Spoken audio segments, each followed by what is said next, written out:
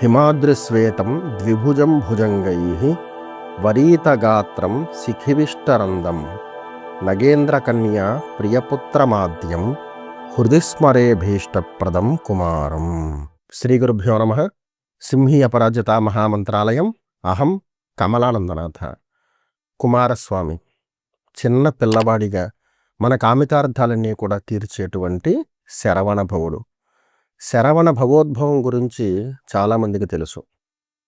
సుబ్రహ్మణ్యేశ్వర స్వామి గర్భస్థంగా జన్మించలేదు, ఎందుకంటే యోని సంభవుడు కాదు అని చెప్తారు. సుబ్రహ్మణ్యేశ్వర స్వామిని శరవణ భవుడు కింద కీర్తించడానికి కారణం ఏంటంటే, శివుడు యొక్క తేజస్సు దర్భలను ఆశ్రయిస్తుంది. అంటే ప్రకృతిలో ఇంకా అనేక సందర్భాలు జరుగుతాయి, గంగ భరించలేకపోతుంది.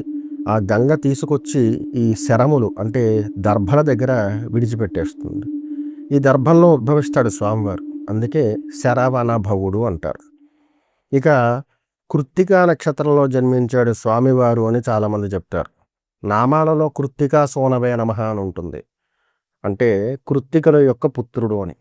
ఆ దర్భంలో జన్మించిన తర్వాత స్వామివారు బాలుడు కదా, అప్పుడే పుట్టిన శిశువు రోదిస్తూ ఉంటాడు. ఆ రోదనకి స్నానాదుల కోసం అక్కడికి విచ్చేసినటువంటి కృత్తికలు ఎవరైతే ఉన్నారో వారికి స్తన్యం వృద్ధవుతుంది, అంటే మాతృత్వం వాళ్ళల్లో ప్రారంభం అవుతుంది. ఆ చిన్నపిల్లవాడి యొక్క ఏడుపు విన్నాక వాళ్ళు వెంటనే ఆ పిల్లవాడి దగ్గరికి వెళ్ళి ఒళ్ళో పడుకోబెట్టుకుని పాలు ఇస్తారు ఒకళ్ళ తర్వాత ఒకళ్ళు, ఎందుకంటే తాగుతూనే ఉంటాడు, ఆయనకి ఆకలి ఎక్కువ అనమాట. ఆ కృత్తికలందరూ కూడా స్తన్యాన్ని ఇస్తారు కాబట్టి కృత్తికా సోనవే నమః అని చెప్తారు. కృత్తికలకి పుత్రుడు కాబట్టి ఆయన్ని కృత్తికా నక్షత్రంలో ప్రత్యేకంగా పూజించడం ఒక వార్షికంగా వస్తుంది. వాస్తవంగా స్వామివారిది విశాఖ నక్షత్రం. ఇది కుమారస్వామి అనేటువంటి నామకరణం, శరవణ భవుడు అనే నామకరణం, సుబ్రహ్మణ్యేశ్వర స్వామి అనే నామకరణం, ఇవన్నీ కూడా ప్రాంతీయతను బట్టి కొద్దిపాటి మార్పులలో ఆ రూపానికి ఆపాదించబడినవి. అయితే ఆ ప్రాంతీయతత్వంలో కూడా స్వామివారి యొక్క లక్షణాన్ని కొన్ని ప్రాంతాల్లో కొన్ని రకాలుగా అభివర్ణించారు. స్వామివారి యొక్క లక్షణాలు అనేకం ఉన్నాయి, ఆ లక్షణాలకు తగ్గట్టుగా నామకరణాన్ని ఇచ్చారు. ఒక్కో రూపాన్ని ఆరాధన చేస్తే ఒక్కో రకమైన ఫలితాన్ని పొందగలుగుతున్నాం. అందులో ఈ రోజున కుమారస్వామికి సంబంధించిన వైభవాన్ని, అంటే కుమారస్వామి యొక్క మంత్రాన్ని ఏ రకంగా జపించాలి, విధులు ఏవైతే మనకున్నాయో వాటిని స్పష్టంగా తెలియజేస్తాను. ఛానల్కి ఎవరైనా కొత్తగా వచ్చిన వారు ఉంటే సబ్స్క్రైబ్ చేసుకోగలరు.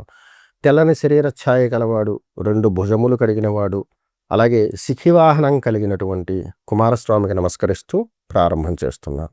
ఈ సాధన దేనికోసం చేస్తారంటే, వివాహానికి సంబంధించిన అంశాలు, దాంపత్యానికి సంబంధించిన అంశాలు, సత్సంతానాన్ని పొందడం, పొందినటువంటి సంతానాన్ని సన్మార్గంలో ముందుకు తీసుకువెళ్ళడం, ఇక జీవితంలో స్థిరపడడం. ఇది చాలా ముఖ్యమైన ఘట్టం.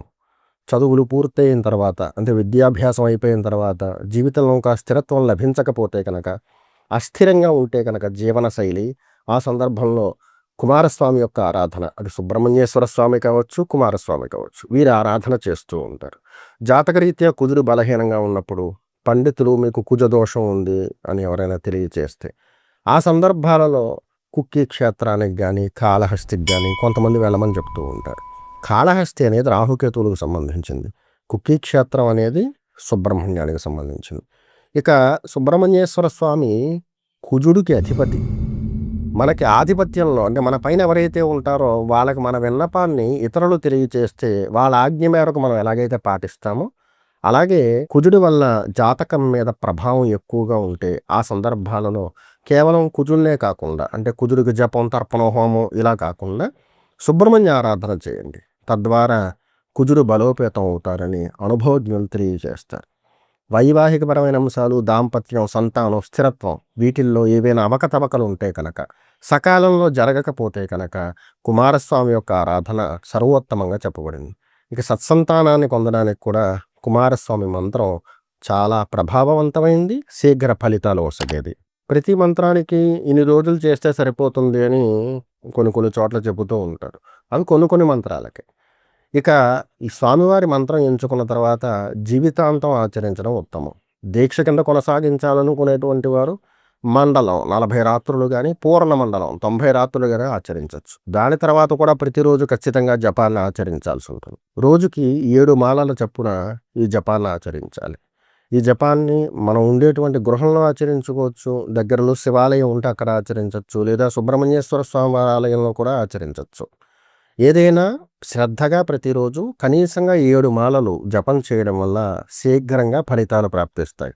జప సమయంలో ఎరుపు రంగు వస్త్రాలు ధరించి జపాన్ని నిర్వహించాల్సి ఉంటుంది. ఇక ఆహార నియమాల విషయానికొస్తే సాత్విక ఆహారాన్ని గ్రహించాలి. సుబ్రహ్మణ్యం చేసేటువంటి వాళ్ళు సుబ్రహ్మణ్య మూలమంత్రం కావచ్చు, కుమారస్వామి మూలమంత్రం కావచ్చు, శరవణభవుడి మూలమంత్రం కావచ్చు, వీటిల్లో ఏది చేస్తున్నా ఇక మాంసాహారం తినేటువంటి వాళ్ళు కోడిని వర్జించాలి. కోడి ఆయన ఆడుకునేదనమాట.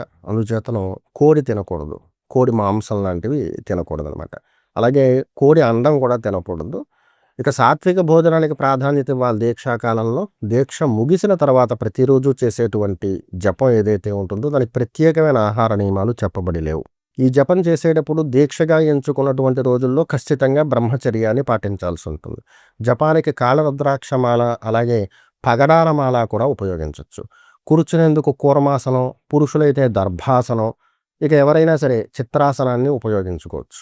ఉదయ భాగంలో తూర్పు, సాయంత్రం సూర్యాస్తమనం తర్వాత చేసే జపానికి ఉత్తర దిశల్ని ఎంచుకుని జపం చేయడం చాలా ఉత్తమం. ఎందుకంటే శుద్ధ విద్య కదేది సాత్వికమైన పద్ధతుల్లో తూర్పు మరియు ఉత్తరాన్ని మాత్రమే తెలియచేస్తారు. అందుచేతను ఉదయం అయితే కనుక తూర్పు భాగానికి తిరిగి అంటే తూర్పు దిశగా తిరిగి, సాయంత్రం సూర్యాస్తమనం అయిన తర్వాత ఉత్తర దిశగా తిరిగి ఈ జపాన్ని నిర్వహించాలి. జపానికి పూర్వం అంటే జప ప్రారంభ సమయంలో ఆవు నేతితో దీపారాధన వెలిగించాలి. లమిత్యాది పంచోపచార పూజ దీపానికి చేయాలి. ఇందులో నివేదన అని వస్తుంది కదా, దాంట్లో చిమ్మిలి అంటారు. అంటే బెల్లము, తెల్ల నువ్వులు దంచితే వచ్చేటువంటిది అనమాట. దాన్ని ఉండలా చేసి దాన్ని నివేదన చేయాలి. ఇక కొంతమంది దీన్ని మంగళవారం రోజున ప్రాధాన్యత ఇచ్చి మంగళవారం రోజున చిమ్మిలి పెడుతూ రోజు తేనె, మధువును నైవేద్యం పెడుతూ ఉంటారు. అలా కూడా చేయొచ్చు. శీఘ్రమైన ఫలితాలు ఆశించేటువంటి వాళ్ళు, దీక్షా సమయంలో దీక్షను నిర్వహించేటువంటి వాళ్ళు ప్రతిరోజు సద్యస్కాలంలో అంటే అప్పటికప్పుడు చిమ్మిలి ఉండను తయారు చేసి దాన్ని స్వామివారికి నివేదన చేసి జపం అంతా పూర్తయిన తర్వాత ప్రసాదంగా దాన్ని స్వీకరించవచ్చు. సుబ్రహ్మణ్య జపం చేసేటప్పుడు ప్రత్యేకంగా బలి ప్రదానం ఏమీ చెప్పబడి లేదు. ఏదైతే నైవేద్యం పెట్టిన పదార్థం ఉంటుందో ఆశ్రిత గణాలు ఉంటాయి కదా, వాటి కోసం ఆ నివేదన నుంచి కొంత శేషాన్ని తీసి దాన్ని బలి ప్రదానంగా ఉపయోగించవచ్చు. ఈ సాధన ఉదయ భాగానికి ప్రాధాన్యత ఇచ్చింది. శుద్ధ విద్యాక్రమం కాబట్టి ఉదయ భాగంలో యథాశక్తి ప్రేరణ చేసిన తర్వాత సూర్యాస్తమనం తర్వాత సౌకర్యం ఉన్నటువంటి వాళ్ళు సూర్యాస్తమనం తర్వాత కూడా జపం చేయొచ్చు. మధ్యాహ్నం సాత్విక భోజనమే చేస్తారు కాబట్టి సూర్యాస్తమనం తర్వాత చేసే జపానికి కూడా మంచి ఫలితం ఉంటుంది. స్వామివారి చిత్రపటం, ప్రతిమ, సుబ్రహ్మణ్య యంత్రం వీటిని పెట్టుకుని కూడా ఆరాధన కొనసాగించవచ్చు. సుబ్రహ్మణ్య యంత్రం ఏ గృహంలోనైనా ఉండొచ్చు. ప్రత్యేకంగా ఇలాంటి విధానాలు చేసేటప్పుడు యంత్రాన్ని పెట్టుకుని పూజ చేయడం కూడా చాలా ఉత్తమం.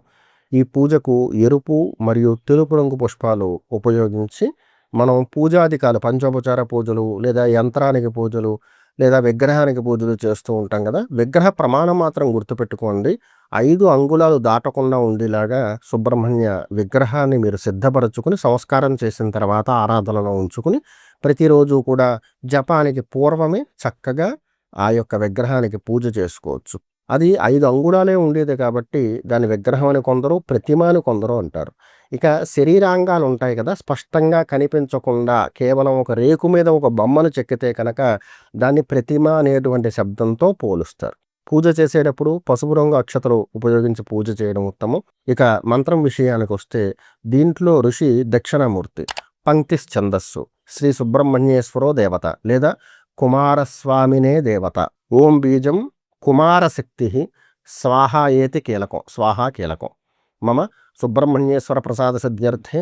ఇది వైవాహికపరమైన అంశమా, దాంపత్యపరమైన అంశమా, సంతానార్థుల లేదా జీవితంలో స్థిరత్వం కోరుకునేందుకు చేస్తున్నారా, మీ కామ్యం ఏదైతే ఉందో కామ్యాన్ని ఇక్కడ తెలియజేసి ధర్మార్థ కామ్య మోక్ష చతుర్విధ యోగ్యతా సిద్ధ్యర్థం సుబ్రహ్మణ్యేశ్వర ప్రకాశక మంత్రజపే వినియోగ.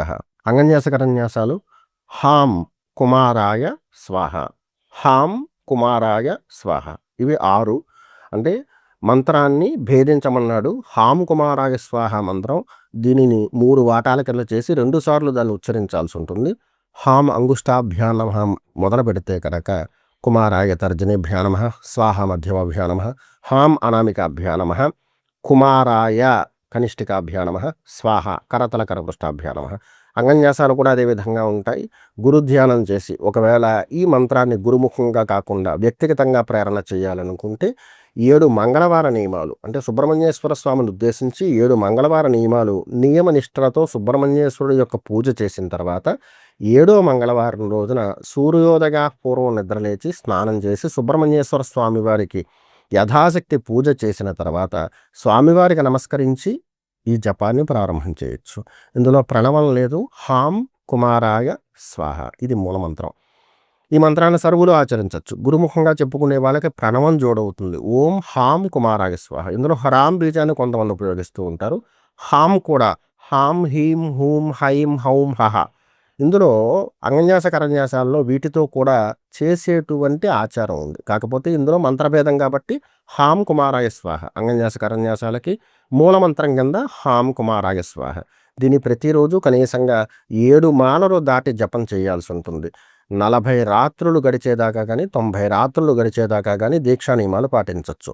దీక్షా నియమాలు పూర్తయిపోయిన తర్వాత కూడా ప్రతిరోజు యథాశక్తి జపాన్ని ఆచరించాల్సి ఉంటుంది. ఇక సాధన జాగ్రత్తల విషయానికి వస్తే సాధకుడు ఎప్పుడూ కూడా కోడి మాంసం తినకూడదు. ప్రతిరోజు కూడా తను దీక్ష చేసేటువంటి రోజుల్లో శుద్ధ పదార్థాలని చక్కగా గ్రహిస్తూ రాత్రికి అల్పాహారం తీసుకుంటూ దీక్షా నియమాలు కొనసాగించాలి. ఇక సాధన జాగ్రత్తల విషయానికి వస్తే సాధకులు దీక్షా నియమాలు ఆచరించేటప్పుడు మాత్రమే మాంస పదార్థాలు స్వీకరించకూడదు. అందున జీవితాంతం కూడా కోడికి సంబంధించినటువంటి మాంసము కానీ గుడ్డు కానీ ఇటువంటివి స్వీకరించకూడదు. ఇక సాత్వికంగా ఉండేటువంటి వారు, దీన్ని శుద్ధ విద్యగా ప్రేరణ చేసేటువంటి వారు దీక్షా నియమాల్లోనూ ఇతర రోజుల్లో కూడా మధ్యాహ్నం సాత్విక భోజనం, రాత్రికి అల్పాహారం. దీక్షా నియమాల్లో మాత్రమే బ్రహ్మచర్యం చెప్పబడి ఉంటుంది. కామితాలు త్వరితంగా సిద్ధింపచేసుకోవడానికి మంత్రశాస్త్రంలో శుద్ధ విద్యాక్రమంలో ఉపదేశం అవసరం లేకుండా వ్యక్తిగతంగా ప్రేరణ చేయడానికి కూడా ఆమోదయోగ్యమైన విద్య కింద కుమారస్వామి విద్యని తెలియచేయడం జరిగింది. ఇది శుద్ధ విద్య అని చెప్పాను కదా, దీని నుంచి ఏ రకమైన ప్రతికూలత ఉండదు. స్వామివారిని చిన్న పిల్లాడి రూపంలో మనం కొన్ని చిత్రపటాల్లో చూస్తూ ఉంటాం కదా, అలా భావిస్తూ కుమారస్వామిగా స్వామివారి యొక్క ఆరాధన జపం చేయడం వల్ల మంగళప్రదమైన ఫలితం ప్రాప్తిస్తుంది. సర్వే జనా సుఖినో భవంతు. అహం కమలానందనాథ.